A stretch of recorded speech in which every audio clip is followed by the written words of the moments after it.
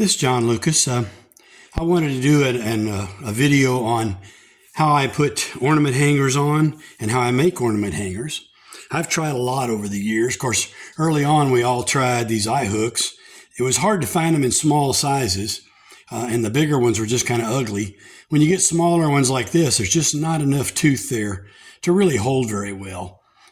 They're not bad if you're doing an ornament in corian or some kind of plastic or metal where you can screw those in, but they're not the greatest for wood. Then I tried these things called bait saver hooks. And what the bait saver hooks are, they've got a tooth pointing backwards on the shank. And what I do is I break them off. You can see they don't cut very well. The big ones, the small ones you can cut, but the big ones don't. So I put them in a vise and just break them off. They require, if you're going to do hardwood, they require a larger hole because you can't really force that tooth through a small hole on hardwood. Softwoods, they work really fabulous. For a long, long time, I used these. These are just earring pieces from Hobby Lobby.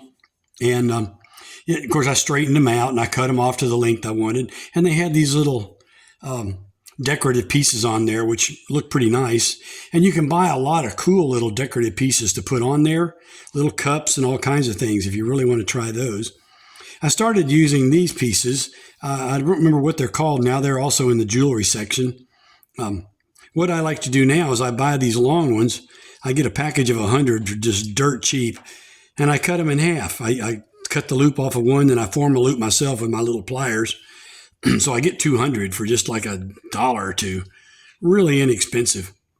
And I use those mostly over the years. To make some really cool ornament hangers that work really, really well, you use these tools, and I'll show you how that works in just a minute. You put this in your drill, and you take a loop of wire, and you stick it over it, hold it with a pair of pliers, and just turn the drill on. Works really great. The nice thing about it is you can get all kinds of wire. You can get brass, you can get green, you can get black, you can get copper. And depending on the size of the nail, it changes the size of the loop. So you can make really small ones, or you can make really big ones. So it depends on, how you want it to do. The way you do that is pretty simple. You make a little loop of wire like this.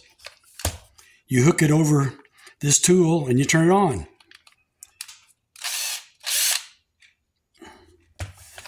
And then it's easier when you're not trying to do it under a camera.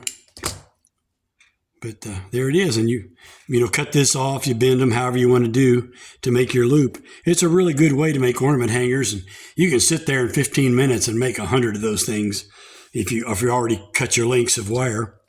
The way I install these smaller ones, I figure out what drill bit I need. I think this one's a number 33, but I don't remember exactly.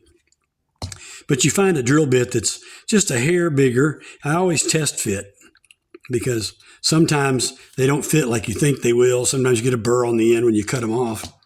But what I do is I get a little medium CA in the nozzle and I just kind of stick it in there like that.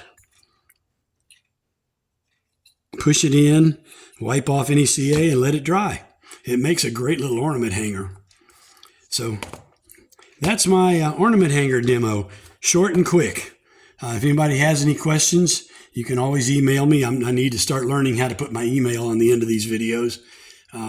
That'll come sometime before too long. So thank you very much.